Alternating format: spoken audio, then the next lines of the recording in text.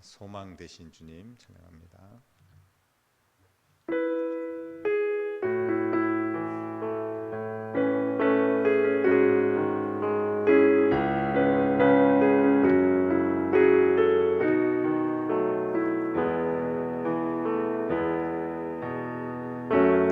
나의 소망 되신 주, 주를 바라봅니다. 다시 오실 나의 왕 예수, 주를 기다립니다. 밤이나 낮이나 어제나 오늘도 영원히 주만 찬양해. 괴롭고 슬플 때 난망하여 넘어져도 언제나 주만 찬양하겠네. 밤이나 낮이나 어제나 오늘도 영원히 주만 찬양해.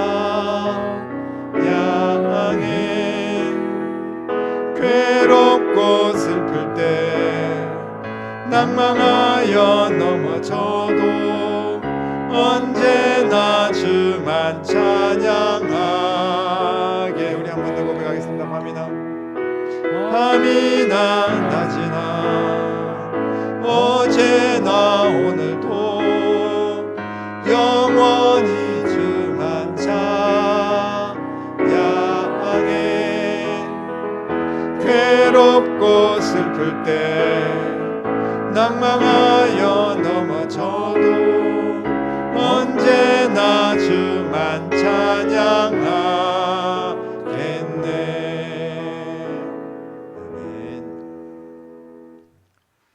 한번 기도하겠습니다. 하나님 아버지, 크신 은혜를 감사합니다. 2021년 이제 하나님의 은혜 가운데 마무리할 수 있도록 주께서 도와주심을 감사합니다. 끝까지 최선을 다하고 이 어려운 시국에 하나님 앞에 마지막 순간까지 예배자로 저희들을 세워주심을 감사합니다. 이제 예배 시간이 바뀌고 또 앞당겨져서 적응하는 그런 시간들이 필요하겠지만, 그러나 하나님이 도우시고 우리의 모든 여건과 환경을 열어주시고 하나님께 어떤 상황 가운데서도 예배하며 또 주님의 증인의 삶을 살 수 있도록 인도해 주시기를 원합니다. 오직 이 시간 우리 주님 홀로 영광 받아주시고 우리 모두에게 크신 은혜로 함께 하실 줄 믿사오며 예수님 이름으로 간절히 기도드립니다. 아멘. 하나님 말씀 누가복음 24장 44절부터 49절 말씀입니다. 우리 같이 한 목소리로 읽겠습니다.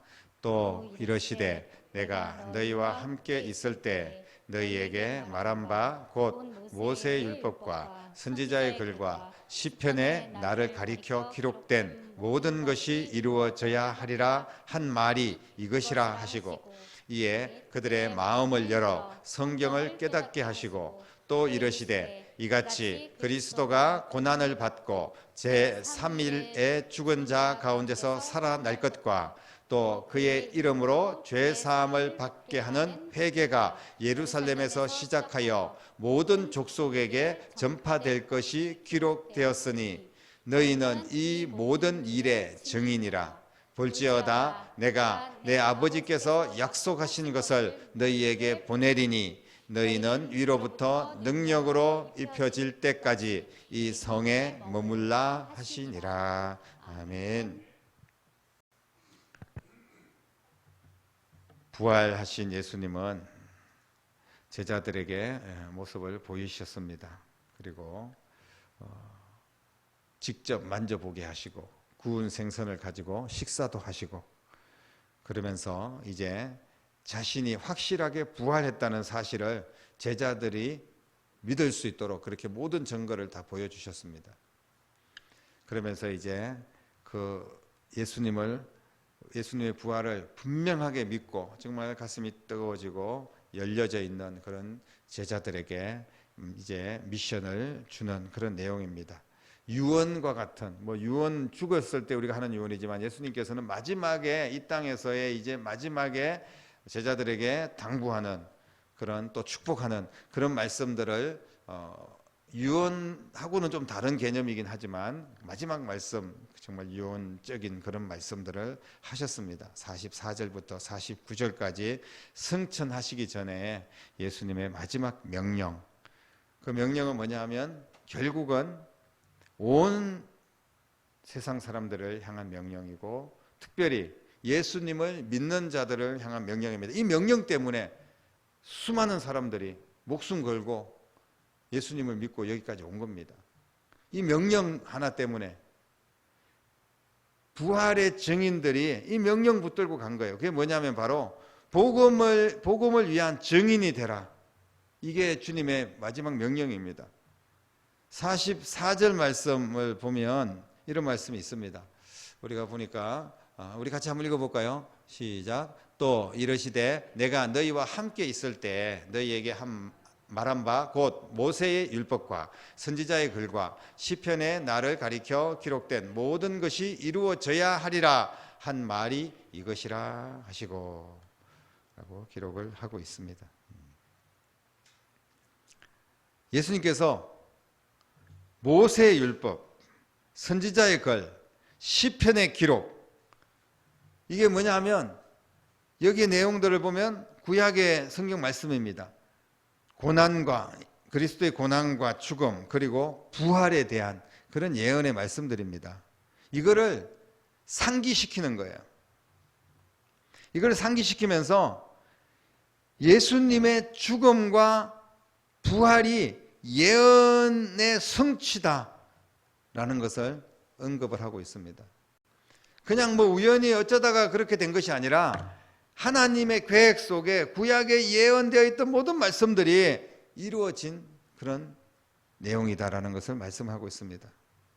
누가가 예언의 성취라는 그런 관점에서 예수님의 부활 사건을 설명하는 것은 부활을 구원사적인 구속사적인 우리를 구원하고자 하는 하나님의 계획의 그런 맥락에서 부각시키기 위해서 정말 예수님의 부활은 모든 하나님의 계획에 굉장히 중요한 너무나 절대적인 꼭 없어서는 안 될 그런 사건이라는 것을 강조를 하기 위해서 말씀하시고 있습니다. 45절 말씀에 보니까 이에 그들의 마음을 열어 성경을 깨닫게 하셨다.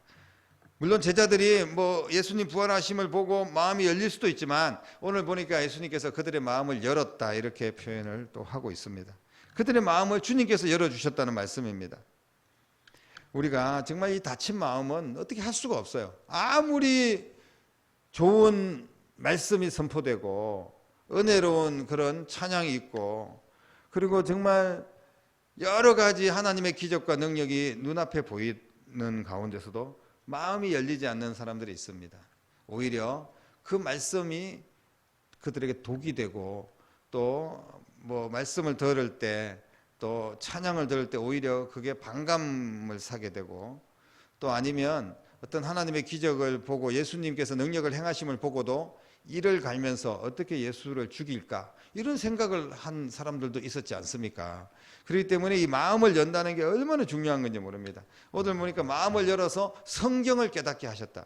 이 성경은 구약에 있었던 모든 예언의 사건들을 이 사람들이 성경을 모르는 사람들이 아닙니다. 지금 제자들뿐 아니라 이스라엘 사람들은 성경을 생활화하고 있는 사람들이에요. 태어날 때부터 그냥 엄마 젖댈 때부터 성경을 가르치고 성경을 이마에다 붙이고 문지방에다가 또 화장실 문짝에다가 온 사방에 성경을 붙이고 아이들이 젖 먹을 때부터 성경책에다가 꿀을 발라가지고 애들이 핥아 먹으면 성경책은 달고 맛있구나 이런 것들을 인식을 시키면서 모든 유대인들이 성경을 어렸을 때부터 배우고 알 수 있도록 그렇게 교육을 시킵니다. 그렇기 때문에 구약의 성경에 대해서 모든 이스라엘 백성들이 대부분 다 잘 알고 있는 그런 이야기입니다. 그렇기 때문에 이 성경이 도대체 알고는 있지만 지식적으로 이 성경과 이분 예수님과 어떻게 연결되고 어떻게 이 부활의 사건이 중요한지를 마음을 열어서 깨닫게 해주셨다는 거예요. 이 성경의 그 말씀들이 바로 예수님에 향한 말씀이었구나. 예수님의 고난, 예수님의 부활, 예수님의 승천, 이 모든 것들이 구약에 있었던 이야기들이었구나 하는 것들을 깨닫게 하시는 말씀입니다. 마음을 열어주셨다. 이 디아노이고라는 헬라어인데요. 이 말씀이 세 가지 단어로 다르게 번역이 되는데, 눈을 열었다 하는 것은 그냥 눈이 보이는 겁니다. 우리가 눈 감고 있다 눈이 열리면 보이지 않습니까? 그 다음에 32절에 성경을 풀었다는 이런 말씀이 있는데, 이 풀었다는 말도 같은 단어로 사용되고 있습니다. 이 성경의 뜻을 해석했다는 그런 의미가 있고요. 오늘 45절에 마음을 열었다. 이거를 직역해서 우리가 쉽게 이야기를 해보면, 마음을 열었다는 생각이 정신적으로 열렸다 이런 표현보다는 우리가 우리나라 말로 이렇게 굳이 좀 더 정확하게 표현하자면 영을 열었다. 영적으로 눈을 뜨게 되었다는 겁니다. 그냥 단순히 육체적인 눈을 떠서 뭔가 보고 지식적으로 우리가 알게 되어서 구약의 성경 내용들을 깨닫게 되고 이 정도가 아니라 영이 열렸다는 의미를 가지고 있습니다. 그래서 마음을 열었다. 이것은 우리의 영을 열어주셨다는 그런 의미고, 우리가 말씀을 듣고 말씀을 깨닫고 은혜를 받고 이럴 때는 우리의 영이 열리기 때문에 그런 역사가 일어나는 겁니다. 엠마오로 갈 때 두 제자에게 예수님께서 성경을 풀어줬습니다. 그랬더니 그 제자들이 막 마음이 뜨거워졌습니다. 그래서 이 제자들에게도 그때 마음을 열어서 성경을 깨닫게 해주신 거죠. 왜 그 마음, 다른 말로 정확하게 표현하면 그 영을 우리에게 열어주실까? 분명한 이유가 있습니다. 우리가 하나님께서 우리의 영을 활짝 열어주셔가지고 말씀을 들을 때 막 은혜가 되는 거예요.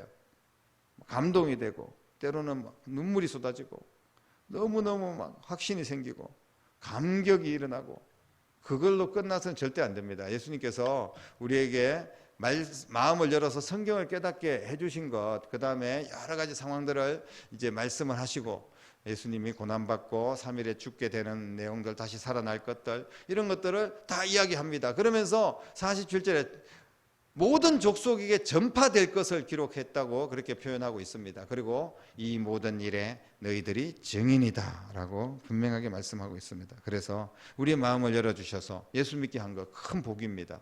은혜가 정말 은혜고, 우리가 보잘것없는 우리가 하나님의 은혜를 받아서 하나님의 거룩한 백성이 되었지 않습니까? 이 세상에서 우리가 별 볼 일 없는 대단한 권력이 있는 것도 아니고, 어디 무슨 막 크게 땅을 어디 많이 사놔가지고 벼락부자가 된 것도 아니고, 엄청나게 많이 배워서 석박사가 엄청난 대단한 그런 어떤 세계적인 석학이 된 것도 아니고, 우리가 사실은 어떻게 보면 상대적이긴 하지만 돌아보면 그렇게 대단한 세상적으로는 엄청난 그런 인물은 아닐 수도 있습니다. 하지만 우리가 왜 가장 존귀한 자가 되고, 정말 우리가 예수님짜리라고 표현하는 건 좀 그렇지만, 예수님의 그 핏값으로 우리가 샀기 때문에 우리는 예수님과 맞먹는 그런 어떤 존귀한 자 아니겠습니까? 그러면 우리가 어떻게 그런 사람들이 될 수가 있었겠습니까?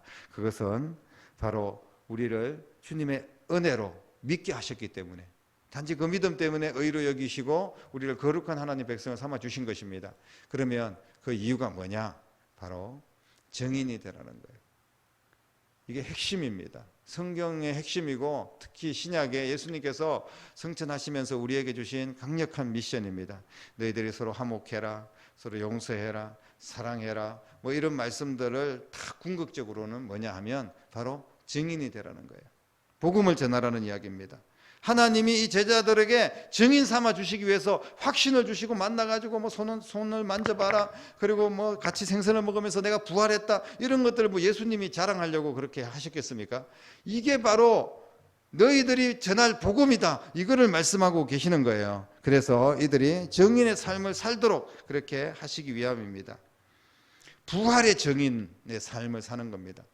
우리가 복음을 전해도 여러 가지 좋은 이야기, 성경의 좋은 말씀들, 교훈들 이런 이야기를 전하는 것도 필요하겠지만, 가장 핵심은 뭐냐 하면 복음을 전할 때 부활의 증인이 돼야 된다는 거예요.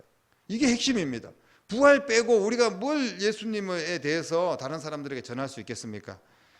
그래서 제자들에게 부활을 믿게 하셨습니다. 46절 이렇게 말하고 있지 않습니까? 또 이르시되 이같이 그리스도가 고난받고 제3일에 죽은 자 가운데서 살아날 것과 이렇게 말씀하시면서 부활에 대해서 확신을 주셨습니다. 그리고 47절에 성경이 완성될 수 있도록 또 그의 이름으로 죄사함을 받게 하는 회개가 예루살렘에서 시작하여 모든 족속에게까지 전파될 수 있도록 이렇게 말씀하셨습니다. 그래서 하나님은 이 제자들을 어떤 자로 세우셨습니까? 바로 증인으로 세우셨다는 겁니다. 우리가 재판장에서도 증인 신문도 하고 뭐 증인 채택도 하고 이렇게 하는데 참 증인하기가 만만하지 않습니다.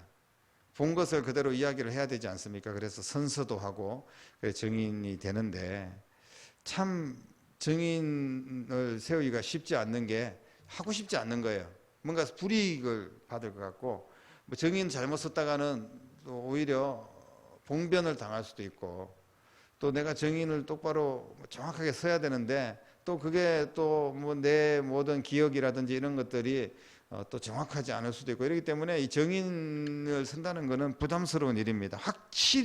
확실하지 않으면 정말 어정쩡하게 알고 뭐 증인으로 썼다가 그냥 헛소리하고 이렇게 했다가는 오히려 위정죄가 되고 이러지 않습니까? 그렇기 때문에 확실하지 않으면 증인 쓰기가 힘든 겁니다. 사랑하는 성도 여러분, 부담스러운 이 증인 여러 가지 핑계를 댈 수 있죠. 내가 바쁘다, 힘들다, 그리고 난 잘 모르겠다, 나도 확신이 없는데 무슨 증인이 쓰냐, 이렇게 여러 가지 내 형편이 뭐 힘들고 어렵다, 여러 가지 이유를 댈 수가 있습니다. 내 문제 해결되면 그때 증인이 될 수 있겠다, 뭐 핑계를 댈 수도 있고요. 그런데 그 본심은 뭐냐 하면 증인하기 싫다는 겁니다. 그런 일은 하고 싶지 않다는 거예요. 계속해서 부담을 주고 자꾸 교회에서 전도해라, 증인이 되라 이런 이야기 하니까 정말 나 하나 예수 믿기도 힘든데 무슨 자꾸 증인이 되라, 전도해라. 지금 코로나 시대에 특히 전도하라고 이야기하면 세상 사람들이 미쳤다고 이야기할 텐데 자꾸 교회에서는 전도해라 그러고 증인 되라고 하고 이렇게 이야기하니까 너무 부담스럽습니다. 그래서 그런 이야기 안 하는 교회로 그냥 떠났으면 좋겠다 이런 생각을 할 수도 있어요. 그러나 왜 이런 이야기를 강단에서 선포할 수밖에 없느냐? 그것은 주님의 명령이기 때문입니다. 주님의 자녀들은 주님의 명령을 따라가는 거예요. 내가 싫든 좋든 내 형편이 이렇든 저렇든 간에 주님 명령이기 때문에 그냥 가는 겁니다. 그게 뭐냐 하면 증인이 되라는 거예요. 이게 주님 명령입니다. 세상에서 지금 이제는 그냥 편한 신앙생활 하고 싶고 숨은 그리스도인들 정말 보면 이 사람이 그리스도인인지 아닌지를 모르는 거예요. 왜? 증인이 아니니까. 증인은 뭔가를 이야기를 해야 될 거 아닙니까? 내가 부활의 주님 만났다. 하나님은 살아계시고 예수 그리스도께서 다시 부활하신 주님께서 이제 다시 오셔서 세상을 심판하실 거에 대한 분명한 확신을 가지고 증인이 돼야 되는데 그런 이야기가 우리의 삶 속에서 전혀 나타나지 않으니까 그렇다고 해서 막 사람들에게 혐오감을 주면서 뭐 이렇게 빨간 십자가 이렇게 등에 메고 그런 분들도 나름대로 엄청난 대단한 분들이라고 저는 생각을 합니다. 하지만 많은 사람들에게 막 혐오감을 주면서 막 전철에서 막 그렇게 외치고 막 그러면서 또 사람들에게 지탄을 받고 뭐 이러는 것은 오히려 주님 앞에 영광을 가리게 되는 그런 경우들도 있지 않습니까? 그래서 지혜로운 것은 분명히 필요하고 또 증인이 된다고 해서 꼭 뭔가 막 고래고래 고함을 지르면서 시청 앞에서 예수 믿고 천국 가고 안 믿으면 지옥 간다고 소리를 치는 것만 증인이 되는 것은 아니죠. 우리의 삶 속에서 우리 자녀들과 또 우리의 일터에서 우리는 말과 우리의 행동을 통하여서 증인이 돼야 됩니다. 예수님 믿는 사람들은 저렇구나 하는 것을 우리가 보여줘야 되는데 그게 안 되니까 그 다음에 우리가 복음을 전하려고 해도 내 자신도 위축되고 그리고 만약에 복음을 전해도 쉽게 말하면 말빨이 서지 않는 겁니다. 그래서 이 증인의 삶은 말과 우리의 인격과 우리의 행동과 이 모든 것들을 종합해서 함께 증인이 되어야 된다는 그런 말씀입니다. 그리스도인이라는 것을 여러분들은 그리스도인이라는 게 부끄럽습니까? 부끄럽지는 않겠죠. 적어도. 하지만 부끄럽지 않다면 왜 숨은 그리스도인으로 그렇게 살고 있습니까? 사도 바울은 내가 복음을 부끄러워하지 않겠다. 이렇게 하나님의 능력이다 복음은 이렇게 말씀을 하셨습니다. 지금도 하나님은 부활의 증인, 복음의 증인을 찾고 계십니다. 그래야지 지금 다음 세대로 이 바톤이 이어지고, 그래야지 지금 믿지 않는 영혼들이 이 한시가 급한데, 이제 주님이 나팔 소리가 곧 울려 퍼질 텐데 한 영혼이라도 살려야 되기 때문에 정말 시급하게 우리에게 사인을 보내고 있습니다. 지금 당장 우리가 뭐 엄청난 대단한 선교사로 파송되는 것은 못하더라도 내 사랑하는 가족들에게는 증인이 돼야 되지 않겠습니까? 내 사랑하는 부모, 그 다음에 자녀, 배우자, 그리고 뭐 조카들, 뭐 돌아보면 우리에게 가장 가까운 분들이 있어요. 그런 분들에게 정말 내 삶과 내 말과 또 우리가 어떤 메시지를 통하여서라도 그 영혼을 살리기 위해서 애를 써야 됩니다. 미리 안 된다고 이야기하지 마시고, 내가 확신을 가지고 있으면 나는 그냥 하나님의 도구로 증인의 삶을 살겠습니다 하고 우리가 선포하면, 그렇게 열심히 노력하면 하나님께서 지금 제자들의 마음을 열어준 것처럼 똑같이 그들의 마음도 열어주실 줄로 믿습니다. 그래서 예수님을 영접하게 되는 거예요. 제가 예수님을 영접했듯이, 여러분들이 영접했듯이 또 다른 영혼들이 나로 인하여서 예수님을 영접하게 되는 그런 역사가 일어나게 될 줄로 믿습니다. 이게 제자들의 삶이었고, 이 제자들의 삶이 연결되어서 오늘 저와 여러분들이 예수님을 믿게 되었습니다. 우리의 나에게서 바톤이 그냥 끊어지고 나에게서 연결선이 이렇게 그 주님을 향한 그 줄이 놔버리면 안 되지 않습니까? 여러분, 연결되어지고 또 연결되어져서 더 많은 영혼들을 살리는 교회가 되고 여러분들의 삶이 될 수 있기를 바랍니다. 복음의 증인으로 살아갈 때 정말 주님께서는 영광스러운 미래, 성령의 능력, 하나님의 은혜, 하나님께서 이 땅에서 우리에게 보장하실 그런 축복, 그 모든 것들은 다 하나님께서 보장해 주실 겁니다. 그리고 충분히 복음의 증인이 될 수 있도록 하나님께서 채워주시고 해결해 주실 줄로 믿으시기를 바랍니다. 무엇보다도 오늘 사도 바울이 고백한 것처럼 현재 우리가 고난이 있습니다. 예수님을, 복음을 내가 믿는 것조차도 벅차고 예배 드리는 것조차도 힘들고, 무엇보다도 증인으로 사는 게 참 고난이 많고 힘든 것은 분명합니다. 하지만 현재 고난은 장차 나타날 영광과는 좋게 비교할 수 없다. 이렇게 사도 바울은 분명하게 우리에게 말씀을 하고 있습니다. 오늘 저와 여러분들이 하나님의 나라의 소망을 가지고 주님께서 우리에게 상 주실 것을 기대하며, 또 이 땅에서도 우리에게 보장해 주시고 도와주시고 능력 있는 삶을 살 수 있는 비결, 그것은 증인의 삶입니다. 회피하지 마시고 주저앉아 있지 마시고 뒤돌아서지 마시고 복음을 전하는 교회가 되고 또 여러분들의 삶이 될 수 있도록, 특별히 이번 성탄의 계절에 정말 내가 전도하고 싶은 영혼들, 우리 교회를 꼭 데려오겠다는 그런 의미보다는 내 가족들 누구든지 복음의 메시지를 전하고 함께 예수 믿기를 간절히 소망하며 기도하면서 여러분 증인이 되십시오. 주님이 도와주실 줄로 믿습니다. 이 같은 증인의 삶을 사는 귀한 은혜가 저와 여러분 가운데 충만하게 있기를 주님의 이름으로 간절히 축원합니다. 기도하겠습니다. 하나님, 은혜를 감사합니다. 주님께서는 제자들에게 모든 것을 함께 3년을 생활하시고, 그리고 죽으시고 부활하셔서 나타나셔서 보여주시고 만지게 해주시고 같이 먹고 또 승천하시면서 말씀하시고, 이 모든 과정을 제자들의 온전한 믿음으로 증인 삼기 위해서 주님께서 그렇게 하신 것을 믿습니다. 오늘 우리를 먼저 예수 믿게 하신 것도 주님의 증인이 되도록 저희들을 붙들어 주신 줄로 믿습니다. 주여, 그 사명 잘 감당해서 건강한 교회 세우고 더 많은 영혼들에게 복음을 전하고 나로 인하여서 내 가족들, 우리 이웃들, 우리의 다음 세대가 믿음의 세대로 일어날 수 있도록 주여 역사하여 주시옵소서. 살아계신 예수님의 이름으로 간절히 기도드립니다. 아멘.